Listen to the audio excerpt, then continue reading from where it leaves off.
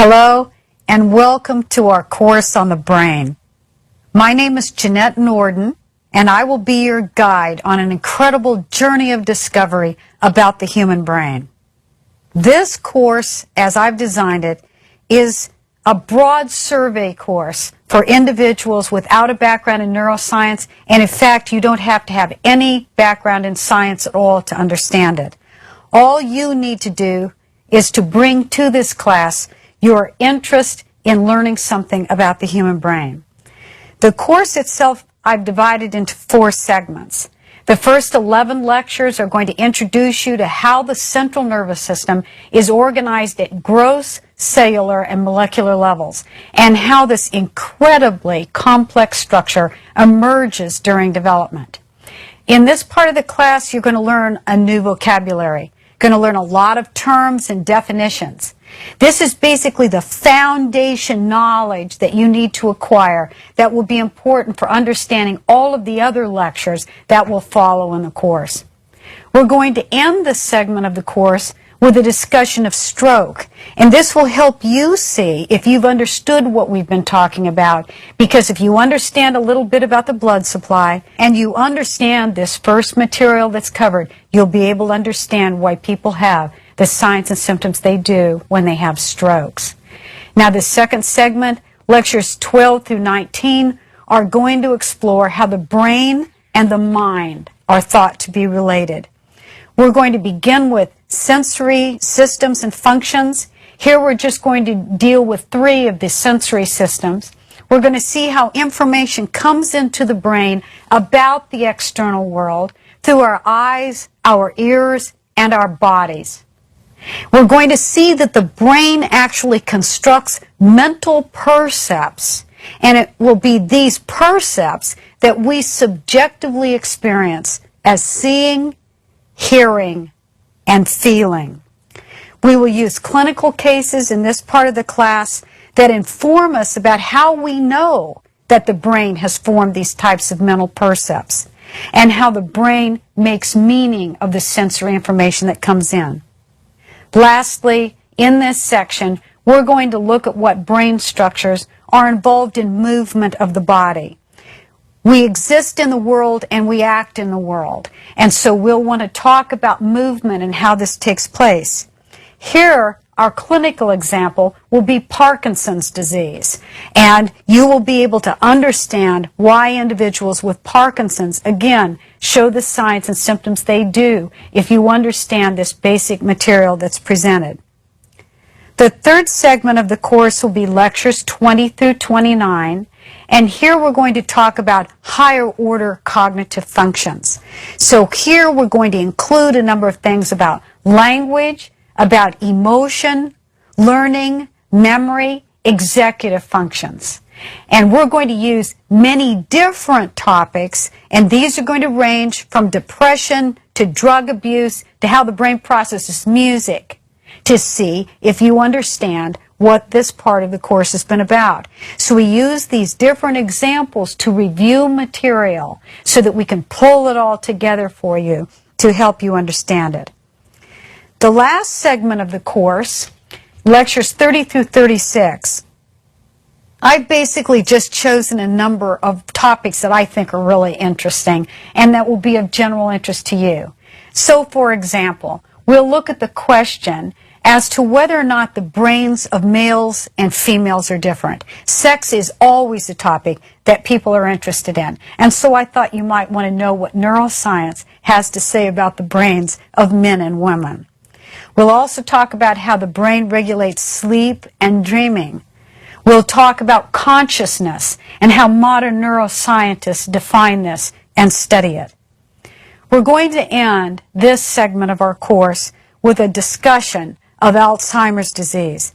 This devastating disorder can in fact be understood by knowing what areas of the brain specifically degenerate in this devastating disorder. But I won't leave you there. The lecture immediately following the one on Alzheimer's will talk about how we can keep our brains healthy and active, what positive changes we can make in lifestyle that can help us stave off this terrible disease.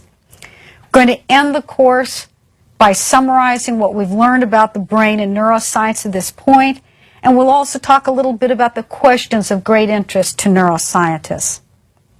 I genuinely mean it when I say that it's a privilege to be your guide on this journey. I started my first research in neuroscience when I was 19 years old, an undergraduate. That was a very long time ago, and I have never lost my enthusiasm for this subject. My goal as your professor and guide in this class is to inform you and to amaze you about the most incredible organ in the human body.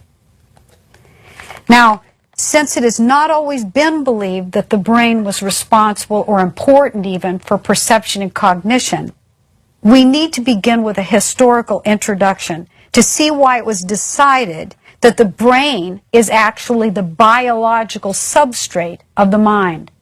And there's another reason why we start with a historical introduction. Neuroscience is and always has been an eclectic field, formulating and refining theories that come from experimental research, but also borrowing ideas, historically, especially from other fields like philosophy. So in this first lecture, we can only touch briefly and superficially on the historical antecedents of modern neuroscience and on some of the most important of the paradigm shifts which have occurred from antiquity to present in our thinking about how the mind, the soul, and the brain are related. So let's begin with ancient civilizations.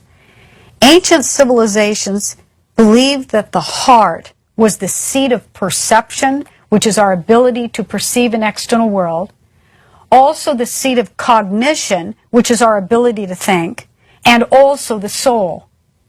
So the heart was seen as the seat of perception, cognition, and the soul. Records from ancient Egypt, and we're so fortunate to have written records from this culture. These records indicate that sometime around about 1000 BC, when pharaohs and others that were deemed worthy of embalming died, they had their brains extracted through the nose and discarded. So the brain wasn't seen as anything, an organ that was important at all. And in fact, the organs that would be seen as vital to the afterlife, and these would include the liver, the lungs, the stomach, and the intestines, were often preserved in beautiful alabaster canopic jars. Now, the heart, on the other hand, was believed to be the seat of the mind and the soul of the individual, and thus it was of ultimate importance. The heart was actually left in place to be mummified with the body. The pharaoh could enter the afterlife without a brain, but not without a heart. Now, the significance of the heart is also evidenced by rituals that surrounded the entrance of the individual to the afterlife. So in Ani's Book of the Dead, we see Anubis, who was the jackal-headed god of internment and also the guardian of the sarcophagus. He led the dead to judgment. And one of the images in Ani's book is of Anubis holding the balance. And on one scale is the individual's heart, and on the other scale is the feather of Mot. And Mot was the goddess of truth, justice, and order in the universe. And in order for that individual to enter the afterlife, their sins, as judged by that heart, had to weigh less than the feather of Mot. And these beliefs were not unique to the Egyptians, it turns out. Other ancient cultures around the Mediterranean, for example, the Greeks, but also other great civilizations in India and China, likewise held the heart to be the organ and seat of perception, intellect, memory, emotions, and the spirit or the soul of the individual. For example, Aristotle. Aristotle would influence science and philosophy for centuries, and he firmly believed that it was the heart that was the seat of cognition and perception.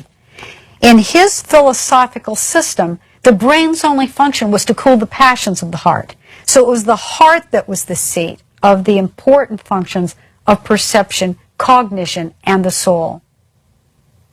Later, Galen, a Greek physician in Rome, who at different times in his career was a physician to emperors like Marcus Aurelius, but also to gladiators, rejected Aristotle's belief that the heart was the seat of the soul and mind, but he actually didn't let go of the idea that the soul and mind consisted of spirits that emanated from the heart.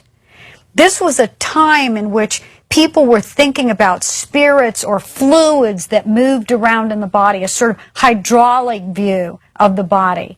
And so Galen thought that spirits were a part of the person emanating from the heart. To Galen, the role of the brain was to make these spirits noble in human beings. So the function of the brain was to make these spirits noble.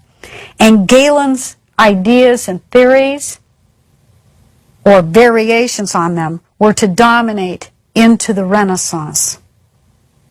In the Renaissance and after, the soul and mind became localized, if not always to the brain substance itself, at least in the head.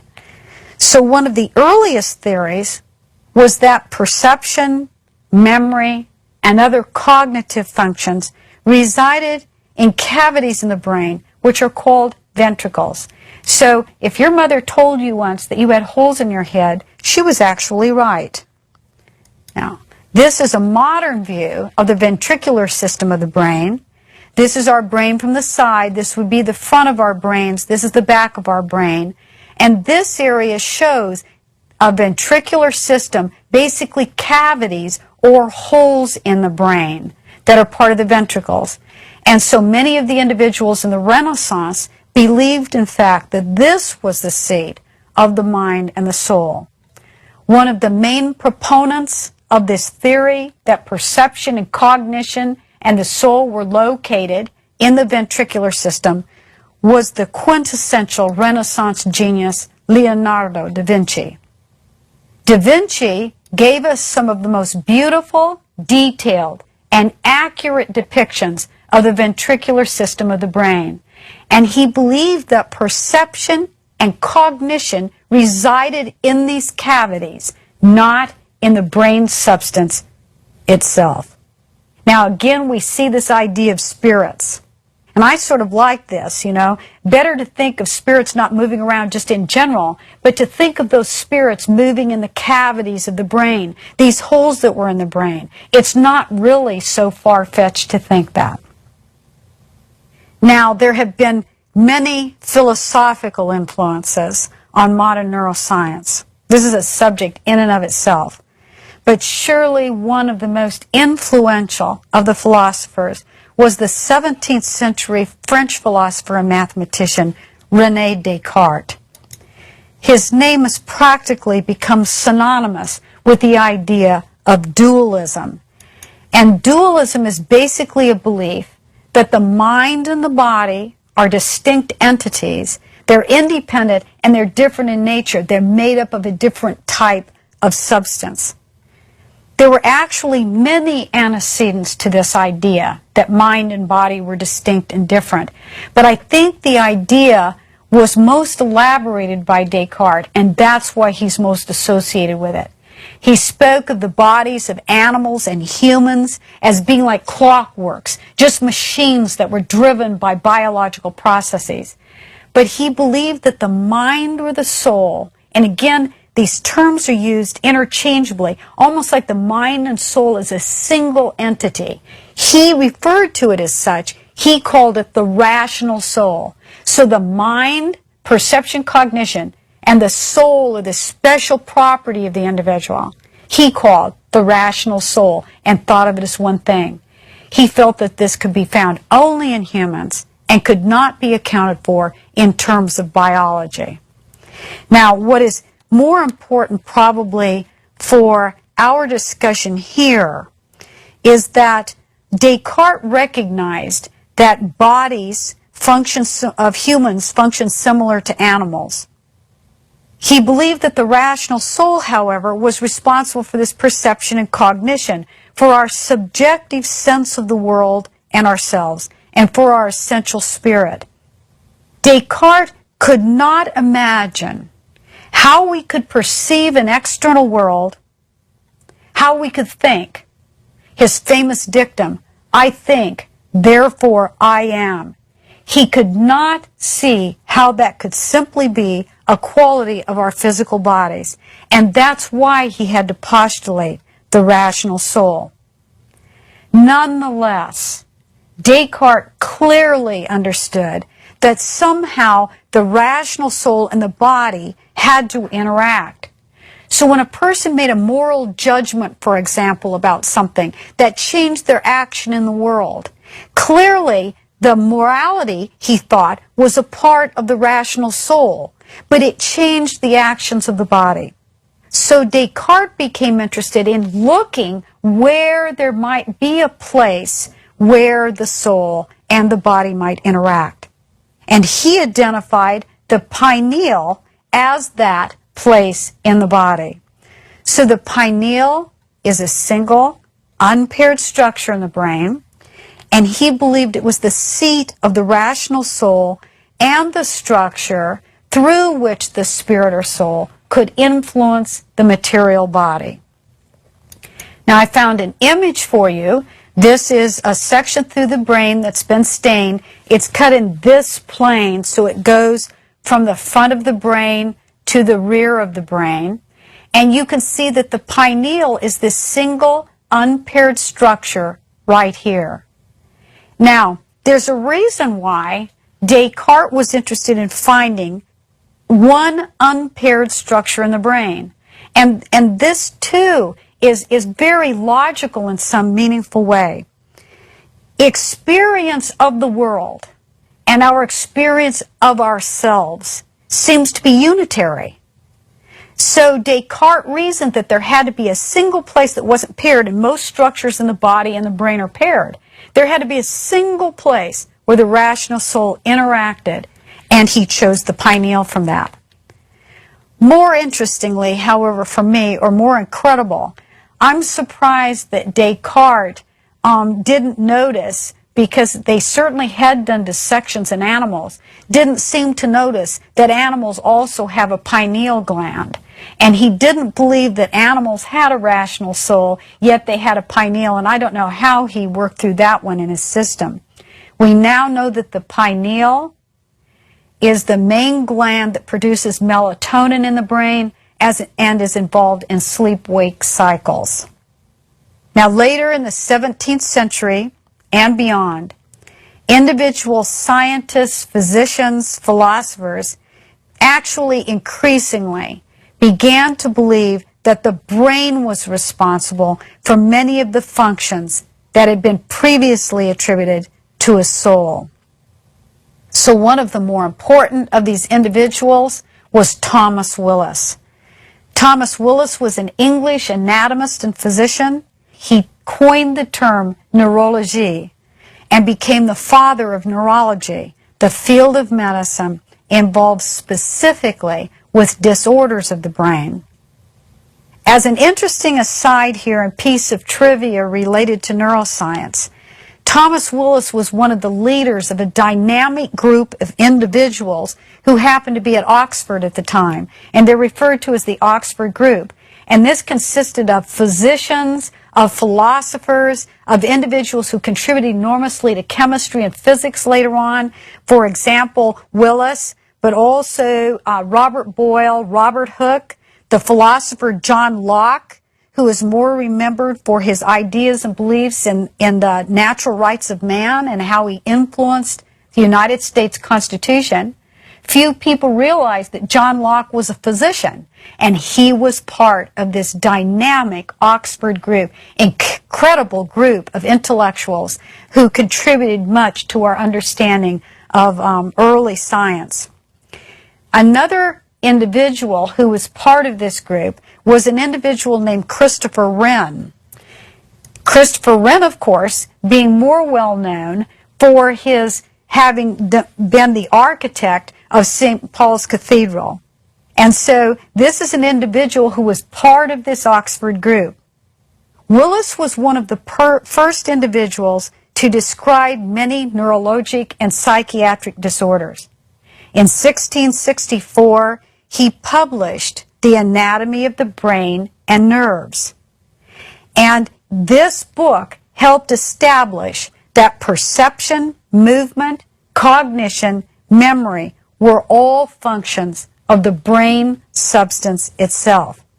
Now, what is interesting in this regard is his observations were actually accompanied by beautiful and detailed anatomical drawings that were made by Christopher Wren, again, our great architect who went on to design St. Paul's Cathedral in London.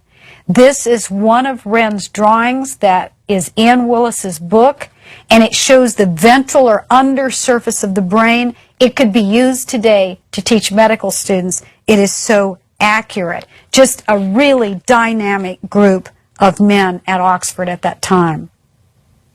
Now, even a superficial history of neuroscience would not be complete without the mention of Franz Joseph Gall. He clearly believed that the brain was the organ of the mind. He would postulate that there were approximately 35 mental faculties, so to speak, that were located in the cortex.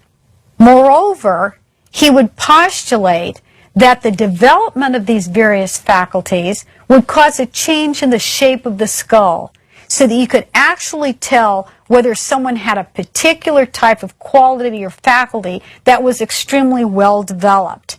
So when you look at the maps from these times, and by the way, this was formalized in the field of phrenology. So you can localize various types of characteristics on the skull. This is a little bust, that little head of phrenology. And here is, right here on the top here is where benevolence is located. So Gall believed that if you were a particularly benevolent person, then that area and the skull above it would become extraordinarily developed. You would be able to tell this by feeling the individual's head. The shape of the skull would reflect this. Now, we may have abandoned many of these ideas that Gall put forth. Certainly we've abandoned phrenology. So we no longer think that the shape of someone's skull tells us something fundamental about the qualities of that person. But I think it's really important that you should know that in modern neuroscience, we actually have found that some very complex functions, for example, something like empathy and compassion, actually have sites in the brain that are pretty much devoted to those faculties. So while we've thrown out the idea that the shape of the skull is going to help us know whether someone is benevolent, I think it's probably best to look at the person's behavior. But nonetheless, we have in fact uncovered in modern neuroscience many very complex faculties that are governed by the brain. Now, after Gall's death, his ideas would be challenged by many individuals who actually would provide the experimental foundation for modern neuroscience. Many of these individuals were biologists or psychologists who would do experiments where they might remove part of an animal's brain and then see what function was lost. By today's standards, these experiments are very, very crude. But in fact, very similar experiments are used now to determine the same thing. Our experimental techniques have improved. We don't take out huge areas of the brain. Generally, we take out a very small area of the brain, but we still use this basic type of method to help us understand the function and the connections of various areas of the brain. Now, this very brief introduction can't possibly do justice to all of the individuals who have contributed to our understanding of the brain. In particular, throughout history, there have been physicians who during times of war have kept incredibly detailed journals that have told us so much about the organization of the human brain. They kept journals where they detailed what kind of function was lost in a soldier when they sustained certain injuries to the brain. These are fascinating reading, but it's because individuals wrote such journals has given us insight into the function of the human brain. And I believe we owe a particular homage to individuals in philosophy who from antiquity to present have asked the questions which are only now being addressed by neuroscience. What do we know of the world in which we exist, and how do we know it? What is the mind? What is consciousness? These and other questions are still central to both philosophy and to neuroscience, although they're framed differently in each of the fields for obvious reasons. For example, a philosopher might ask, what are the categories of mind that exist and limit our understanding of the world as we know it? A neuroscientist might address the same question but would frame it slightly differently.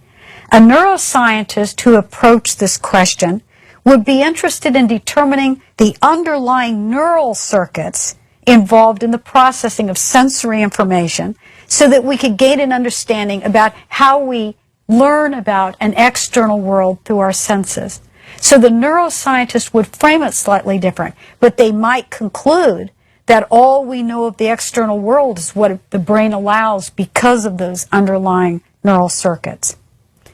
Now, in the modern era, the brain is seen as the biological substrate of the mind.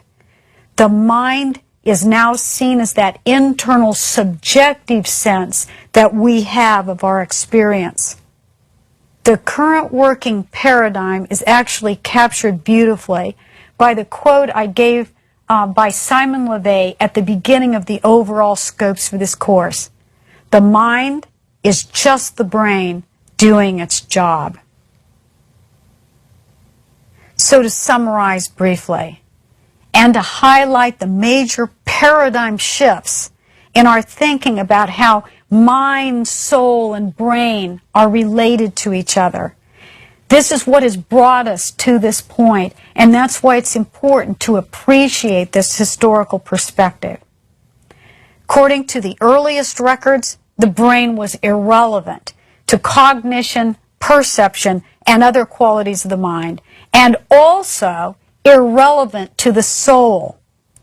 It was the heart in these ancient cultures that was given the central role as the seat of the mind and the seat of the soul. So we also saw in this brief introduction that historically the terms mind and soul were used almost interchangeably. It was as though the soul and the mind were a single entity. Our ability to perceive the world and to think was tied up with this uniqueness we had, this spirit that made us an individual, this soul that we had as part of a unique part of being a human being. Later, the historical change, the paradigm shift, was that perception and cognition were now seen as separate from the soul. And perception and cognition became attributed to the mind. And this mind now was separate from this unique quality called the soul. And finally, to our modern era, where the brain is seen as the biological substrate of the mind. It is precisely the question as to how the brain gives rise to the mind that is the focus of much of the neuroscience research and inquiry. Not to mention, it's also open to a lot of speculation. Neuroscience does not address and cannot address questions related to whether there's a soul, whether there's some kind of quality present in humans that survives the death of the brain and the death of the body. The emphasis for us in modern neuroscience is going to be how the brain and ultimately the mind are related.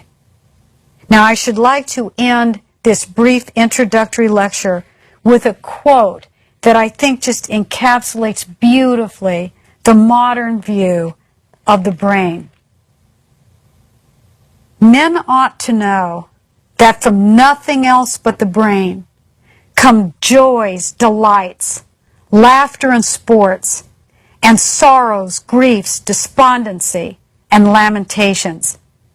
And by this, in a special manner, we acquire wisdom and knowledge, and see and hear and know what are foul and what are fair, what are bad and what are good, what are sweet and what are unsavory.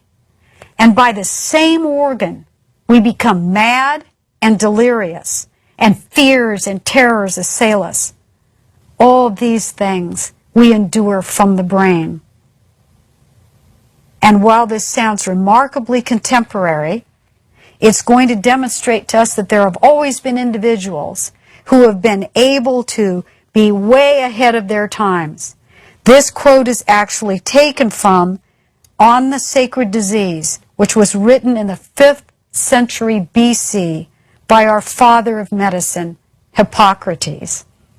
Thank you.